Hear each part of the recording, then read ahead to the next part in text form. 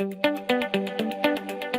you understand what happens when you rely on your own experience rather than the truth? Most people frequently base their decisions on personal experience, which might have unfavorable effects, and this can be changed by making decisions primarily based on the evidence. Listen in to the Dominate Your Market podcast as John Petrocelli discusses how a healthy dose of skepticism enables us to make evidence-based judgments. Notice how this method guides you to make the best decisions and gain back the trust of your team members as a leader. I want to welcome you to the Dominate Your Market podcast, where we interview leaders, CEOs, founders, and high-impact business development professionals to get their insights on how you can grow your business efficiently, build an amazing company, and still have a life. Today's guest, John Petrocelli, is an experimental social psychologist and professor at Wake Forest University. Wow, that's impressive. He is the author of The Life-Changing Science of Detecting Bullshit. I love that, man. Petrocelli also serves as an associate editor of the two of the top 3 journals in social psychology: Journal of Personality and Social Psychology, Personality and Social Psychology Bulletin. John, welcome to the show. Well, thanks, Mike. Thanks for having me. I will profuse to say that I'm a no bullshit person, and I wrote that bluntly in my book, Dominate Your Market, including the first chapter, Don't Bullshit Yourself. So I feel like we're kindred souls already. There's a mojo going on here. So I resonate with you 100%. Yes, I really like that title of that first chapter there. if I had another chapter in my book, it would, excuse me, had another chapter in my book, it may be something like that. I do think one of the major sources of bullshit is the bullshit we give ourselves. That's why, and we're going to dovetail right into that right now. So first off, self-talk and mindset, I feel like, are so critical, right? And a big part of my book is mindset. How can people deal with their own BS in their head? Wow, that's a really big question. There's probably a whole career of research. I like it. Hey, just dumb it down for us. Yeah, I think that the mindset has to be. I think there's 2 elements. I think there's 2 elements. There's got to be sort of a healthy sense of skepticism.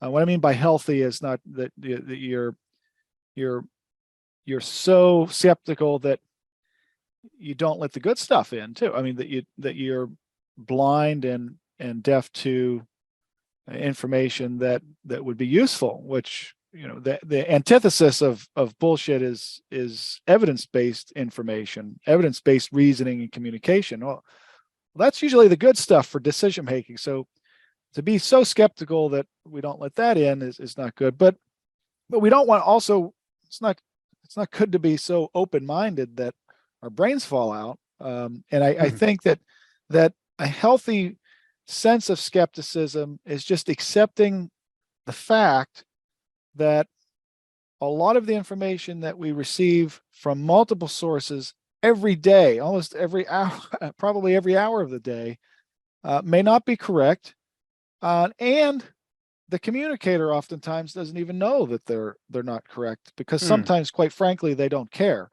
I do believe bullshitting behavior is much more frequent than almost any deceptive form of communication, including lying.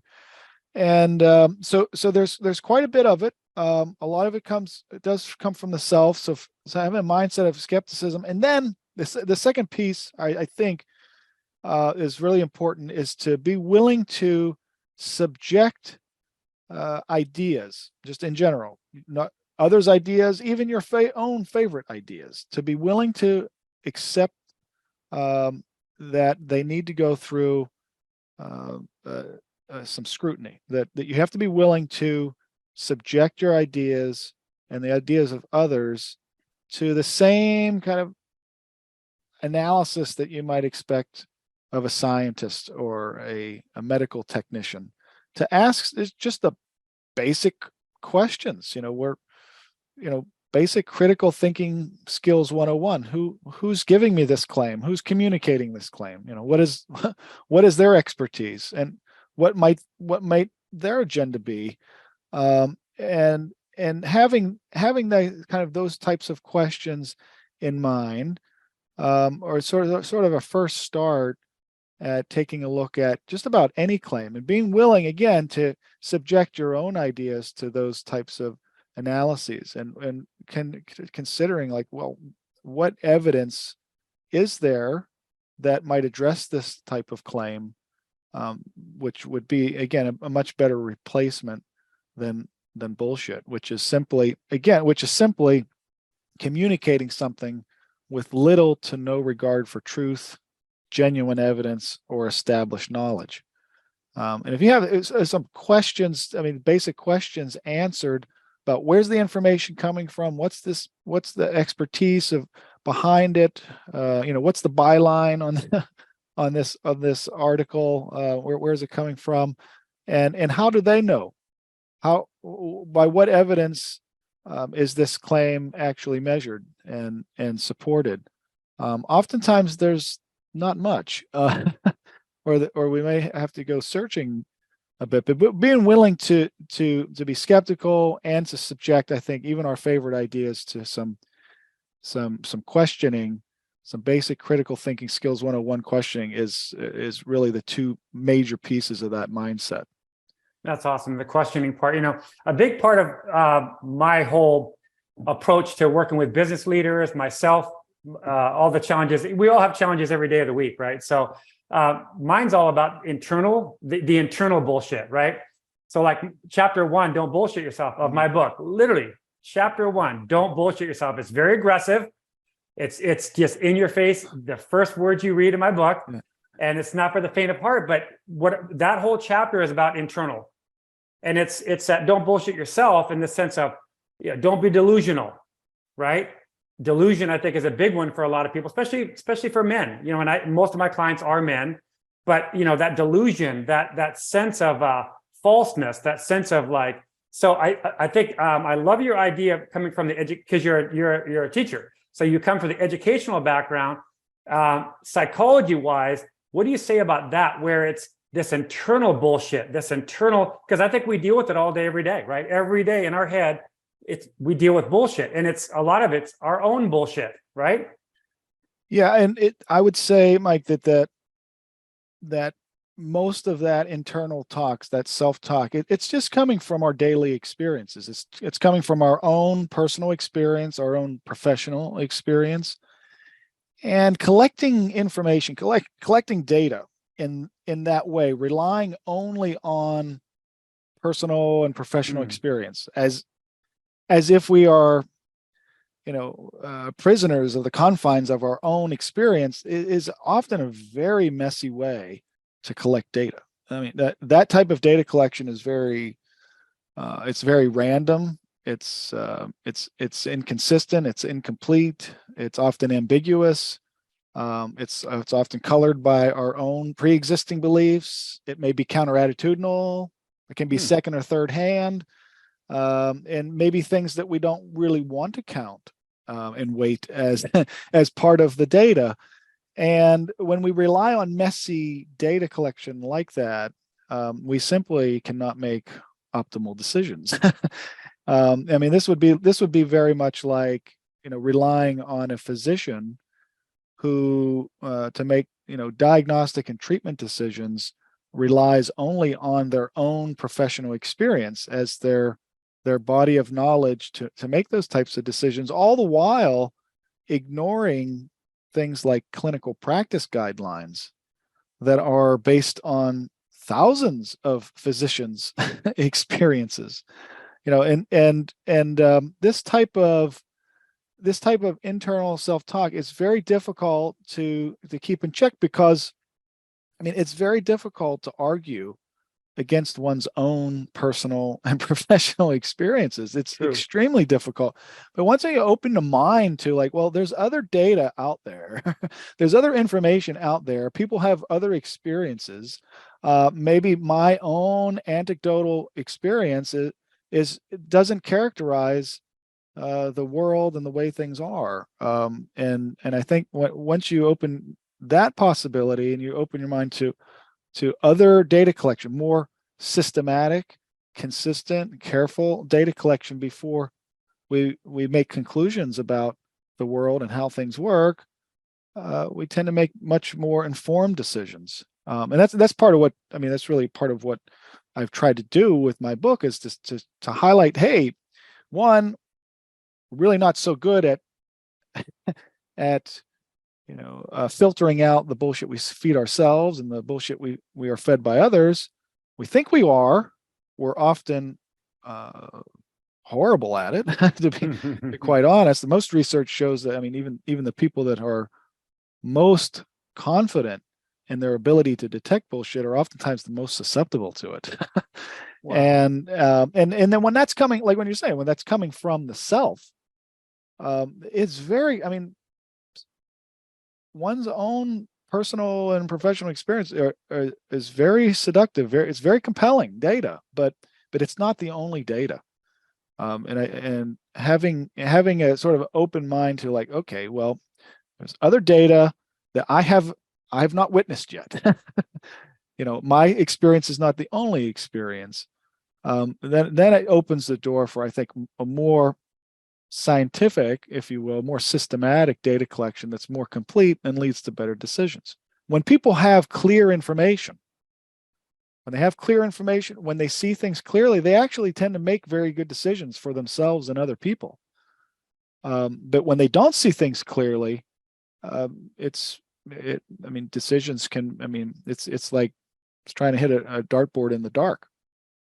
Yeah, when you think of business leaders, because my mindset's all about business leaders, because that's what I work with. That's what I consult with. But when you think of them, and human nature, psychology says, well, you're going to make a lot of your decisions based on your past experiences, and many of those might not be the right decision based on that past experience. But if you're a CEO, you're an owner, you're a founder, and you're in the trenches, like you're literally in the moment, and some of these times you do have to make fairly quick decisions. Yeah. So at that point, you don't have a lot of time to gather data and do all this kind of research type of approach. So in that situation, you're a CEO, you're stressed out, you've got to make a decision.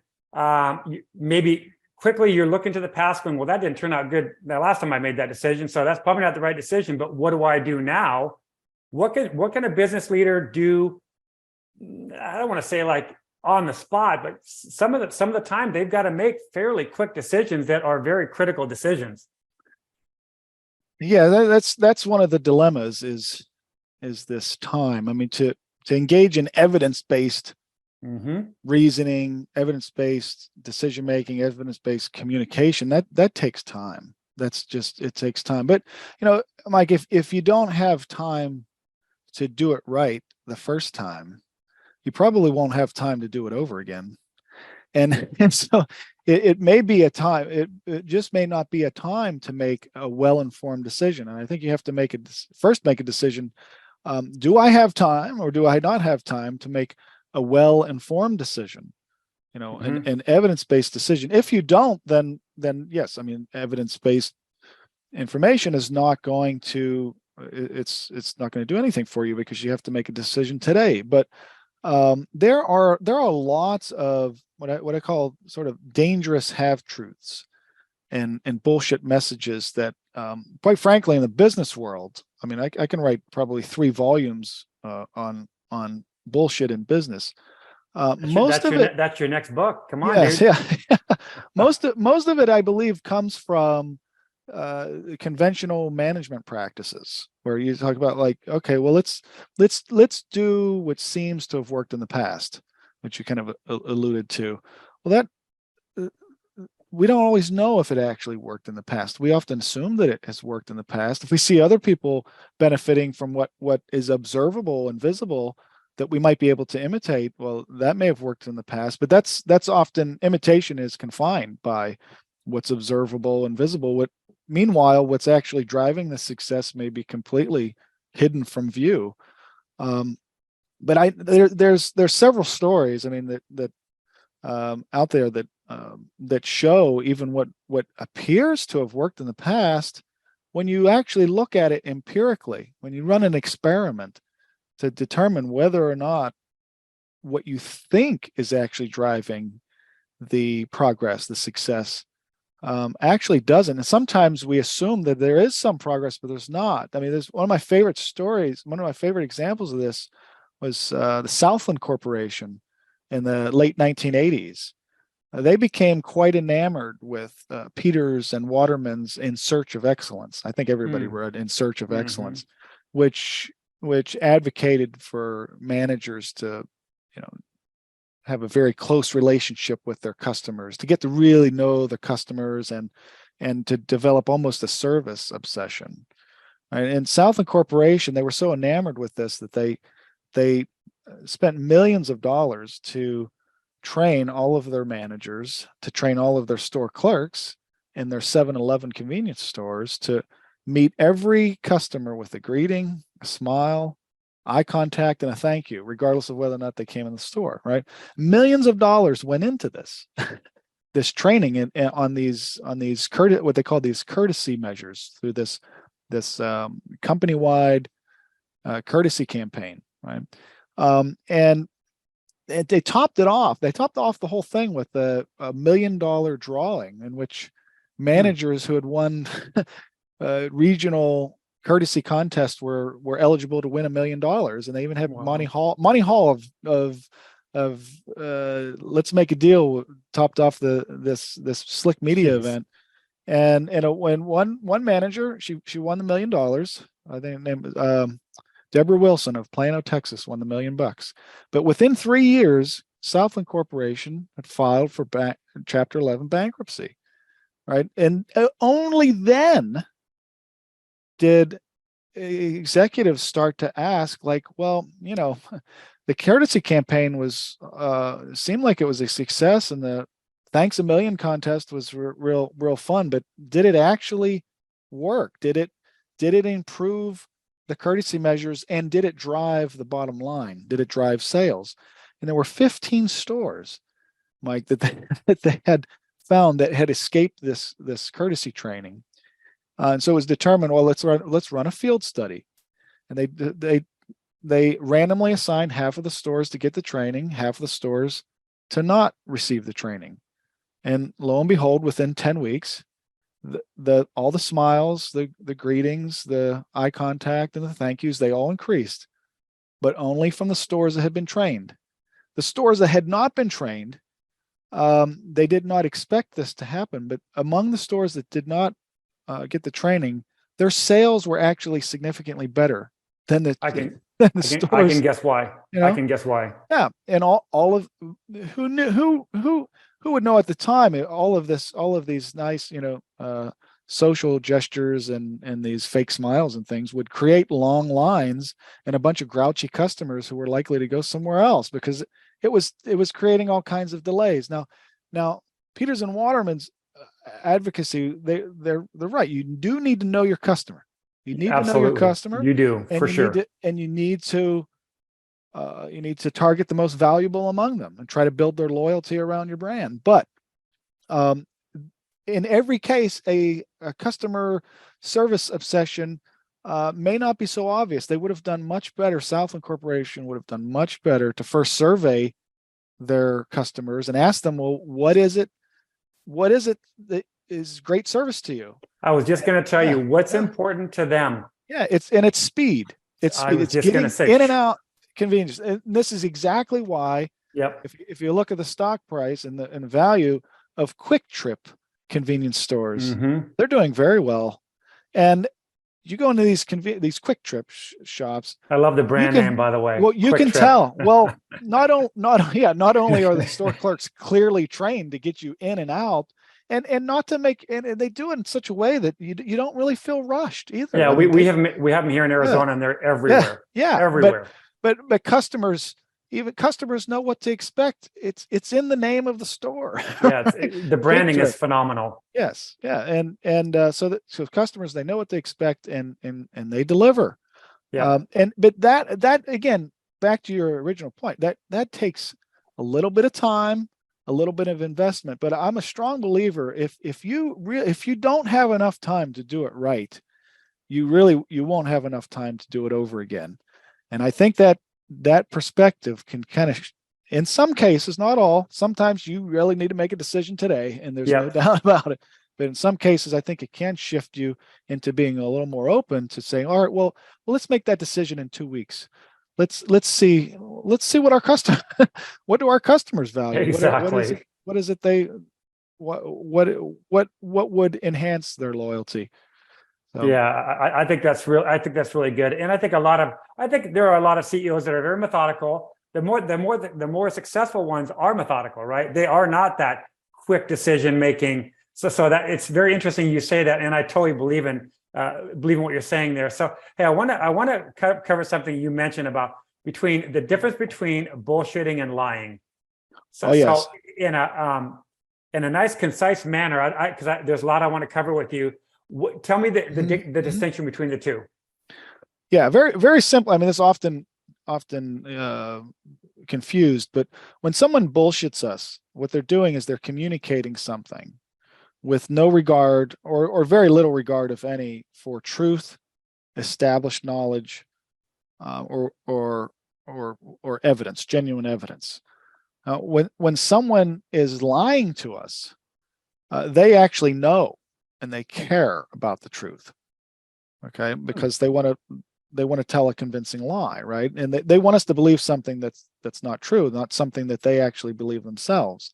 When people use bullshit, they tend to use a very broad array of rhetorical strategies to sound like they know what they're talking about when they want to maybe impress us or influence us, persuade us in some way, or when they feel obligated. Their obligations to share an opinion or explain something that far exceeds their actual knowledge in the domain. But that doesn't stop them from still wanting to sound like they know what they're talking about. So the liar actually cares about the truth. The bullshitter is not even paying any attention to the truth. They don't care about it. By definition, they're completely unaware of it. So as far as the liar is concerned, they're trying to get us to believe something that they don't believe themselves, but bullshitters often do believe what it is they say. And every once in a while, by definition, the liar is categorically saying something that's false to the extent that they know the truth and they want to deceive us. But every once in a while, the bullshitter actually does say something that's true or that's correct. But even they wouldn't know it because they're not paying any attention to truth, genuine evidence, or established knowledge that might otherwise support their claim.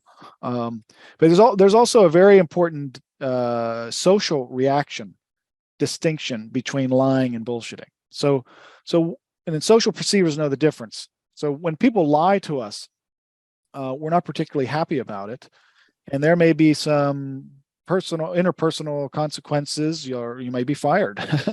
Right, for lying. But with bullshitting, we tend to kind of pass it off as a mild social offense, and we assume that it has no harm, no danger, no consequences. Mike's just bullshitting, but that's where we can't be more wrong. So a lot of my empirical research so far to date has shown that when it comes to learning, memory, opinions, attitudes, as well as beliefs about what we believe to be true, and what we believe to be true is really foundational to optimal decision making. There appears to be a great difference between bullshit content and lies of the very same content. So if I tell you something, if I say the Kansas City Chiefs won Super Bowl I in 1967, I know that's a lie, But if I have no clue, because the Green Bay Packers actually won Super Bowl I, right? But I know the truth. So if I told you it was the Chiefs, that's a lie. But if I had no care, if I had no, I just kind of didn't really care to tell the truth, and I just wanted to say, I want to see what it feels like to say, or I'm motivated by get a by reaction. something else, or I want to see your reaction, and I really don't know, and I really don't care, and or I wanted them to. I hoped it to be true. I wished it to be true. There's a multitude of motivations for bullshitting, and they're both deceptive Right. I was going to say They're- neither one of them yeah, are they're good. both deceptive in the sense that they're both the liar and the bullshitter. They're trying to appear as though they are interested in the truth. Again, the liar actually is. To tell a successful lie, I mean, that's lying 101, is they said, well, try to act as though you believe it's true. You know it's not true, but just pretend. Yeah. And you'll probably include all of the nonverbals and even some of the language that you might normally use when you're telling the truth. But with that's not a burden for the bullshitter. They don't need to be correct. They don't care if it's correct for whatever reason. And they might believe that it's correct, but they really don't have an interest in truth and in genuine evidence. If you gave it to them, they probably wouldn't care. Because so there are all kinds of mental gymnastics we can do to kind of ignore any information that disconfirms our pre-existing ideas and beliefs. And that is probably among 16 different aspects or different tactics that we've found bullshit artists to employ. That's by far the most frequent, is to completely disregard any disconfirming evidence for one's claim. It's like Wow. we didn't even hear it, or it doesn't even exist. That's crazy. But Crazy. that's also, I mean, that's a very difficult thing for bullshit artists and non-bullshit artists alike to do, is to consider reasons why your claim might be wrong. It's interesting because I think about there's I wouldn't call it a slang phrase, but how about this phrase? So, and it typically might be among friends. I'm not bullshitting you. How about that phrase? Literally, like, you're talking and you're excited and you're like, seriously, I'm not bullshitting you. Yes, that phrase comes to my mind. Yes, most often I think that's a case where bullshit is being used in place of lying. They're saying, I'm being honest with you. I'm not lying to you. I'm not making anything up. Which you shouldn't have to say. Yes, and I'm pushing for a little bit of a shift in our communicative culture, and to say that, social perceivers, when you describe it, and you don't even have to use the word bullshit. I mean, you can use nonsense, baloney, flim-flam, flummery, and they seem to know that doesn't count as quite as lying. We know from advertisers that they use puffery. It's not quite lying. I'm allowed to say this is the best pizza in the world because I believe it, and it's my favorite pizza. I don't have to have a study to show you that it is the best pizza in the world. That's okay, but and so we know the difference. And so I think, though, there's no better word for nonsensical communication that's not married to truth, genuine evidence, or established knowledge. There's no better word than bullshit. There's no word that gets the attention that bullshit deserves. And I think the better we do at sort of differentiating it from lying, to the extent that social perceivers already know the difference, and we start using the word bullshit for that type of communication, even well beyond just simply saying, hey, Mike, I gave you a $5 bill and you owed me $1 change and you only gave me 3/4. You shorted me 25 cents. That's bullshit. I mean, that's not what I'm talking about. I mean, right. or it's raining now. Oh, and I forgot my umbrella. That's bullshit. I mean, people use it interchangeably for a lot of different things. And it's I think it does deserve a kind of, I think we need to elevate it to a more serious social offense that could have its own place right next to lying,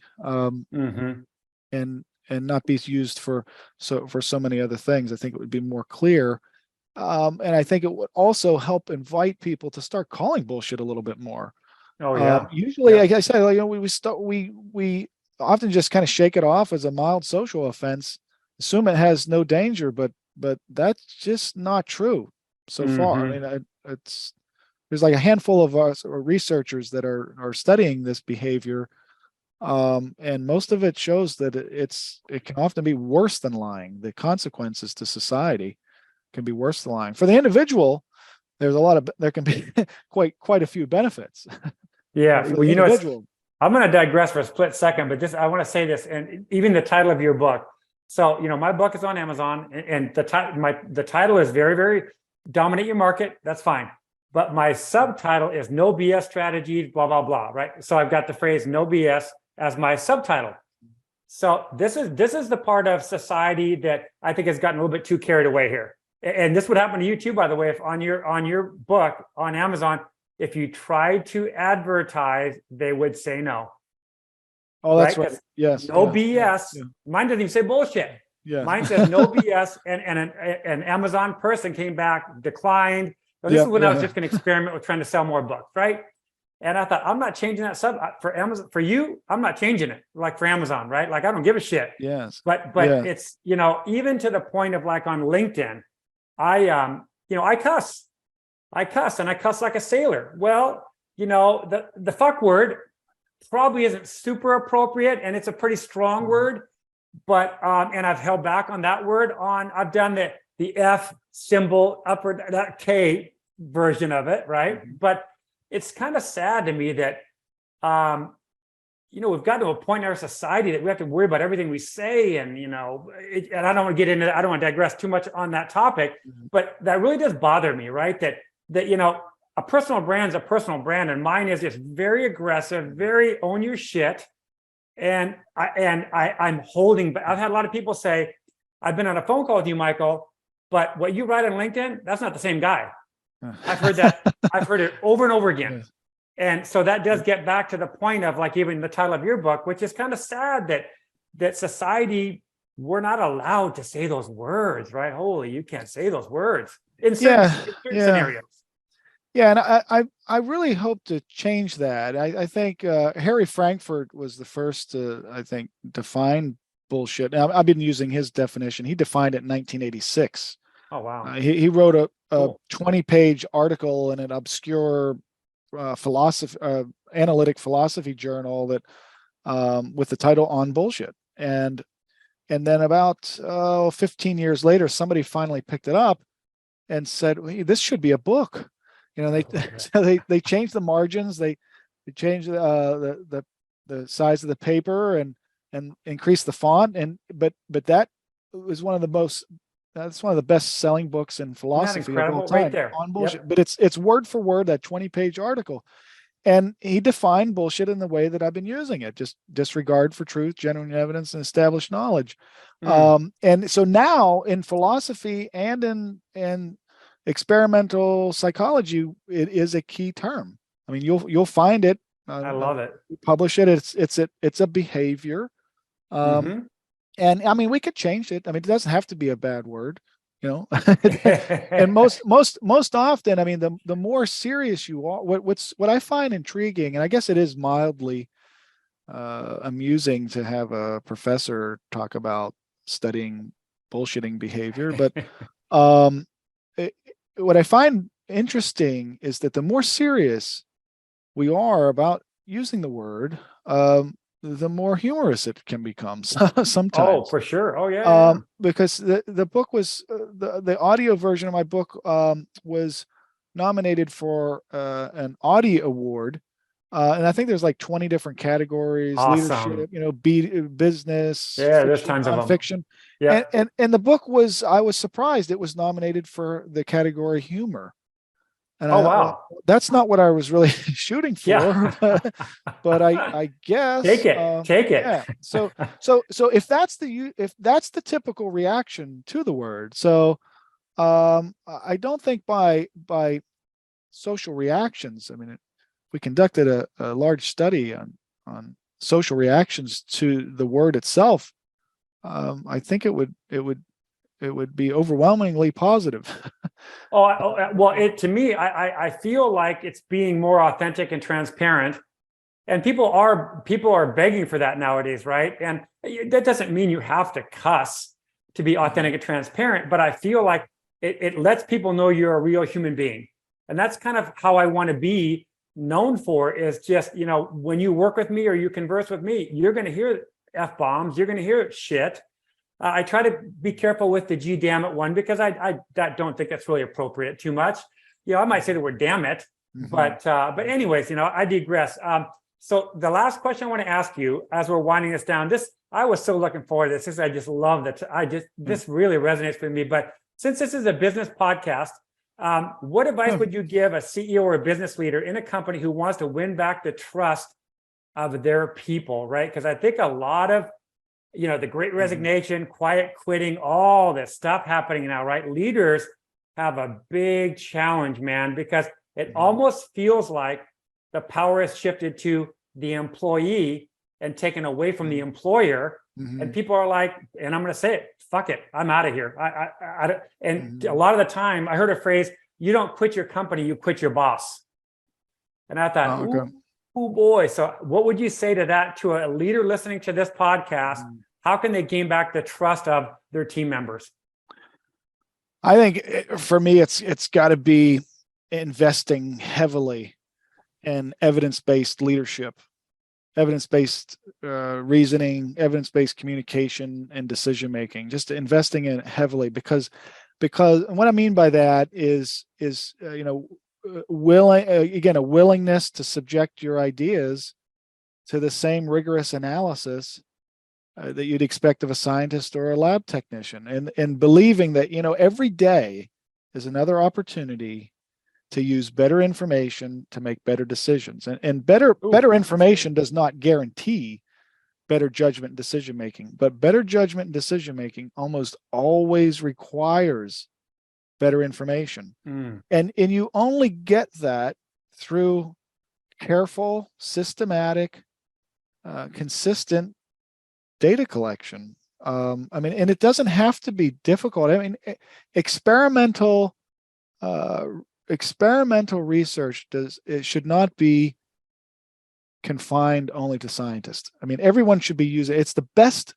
It's hands down the best tool to uncovering, revealing truths, and enabling us to kind of dismiss and reject nonsense, half truths, and other bullshit that is oftentimes handed off as good advice.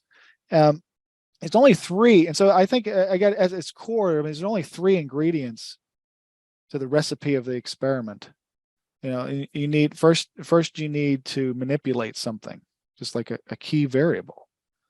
Whatever it is, if you really want to know what works, what doesn't, what matters, what doesn't, you think what it is that is causing the success or lack thereof of that new marketing strategy, I would challenge business leaders to subject their idea to the experiment and say, all right, well, let's manipulate that variable. You need like 2 or more conditions. At minimum, you need 2 conditions. And then the second thing you need to do is you need to randomize people, groups, stores, units, or something to those 2 or more conditions.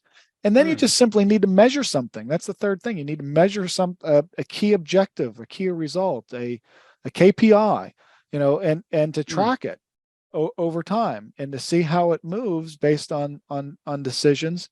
And there's a really nice, I think one of the best examples of this whole thing, just shortly, briefly, is what Alan Mulally did when he was CEO at Ford Motor Company. He became CEO in 2006. This was the time there was a severe economic downturn. All of Ford Motor Company's, all of the competitors were taking government bailout loans, just to survive. But under Alan Mulally's direction as CEO of Ford Motor Company, when he came in September 2006, he almost single-handedly, saved Ford Motor Company, and they were due to lose like $17 billion that year. But by the end of the year, they actually only lost $12 billion, and they didn't have to take any of the bailout loans. But one of the first things he did as CEO was to promote evidence-based leadership and communication throughout the company. And at first, most executives were not for this because there was, for decades, there was a bureaucratic, factionalistic culture at Ford, but he changed it by the grassroots. He had executives every Thursday in the Thunderbird room required meeting, and they had to report on their status. And for the first 8 weeks, none of them had reported anything negative. It was all green light and go. There were no red lights, no yellow lights either. No yellow lights, no red lights, no problems. Everything's great. We're on track to lose $17 billion this year, but everything's great, right? And it was finally, I think in the 8th week, finally one executive finally, showed, yep, we got a problem, and there's no obvious readily available solution to this. And that was kind of what a lot of people said, that was the real turning point for Ford Motor Company in 2006. But then he did all kinds of things to promote that, even at the level of the factory worker. He went, mid-level managers. He invited 30 guests to every meeting that they had 15 executives at, just to observe the meeting, so they could see that, well, there's no aversion to truth, that we're going to make decisions based on evidence. That's awesome. And that kind of permeated throughout the company, and that they could see that, a concern or a problem, that wasn't a weakness, that was a strength. Yeah. Because now we can, admit to it and say, okay, well, you know what, now we can try to solve the problem together. And I think he's probably the best example of, like, all of the business leaders I can think of that have ever used, like, evidence-based leadership. He's probably the best. But it was really how he promoted evidence-based leadership and decision-making throughout the entire company. Yeah.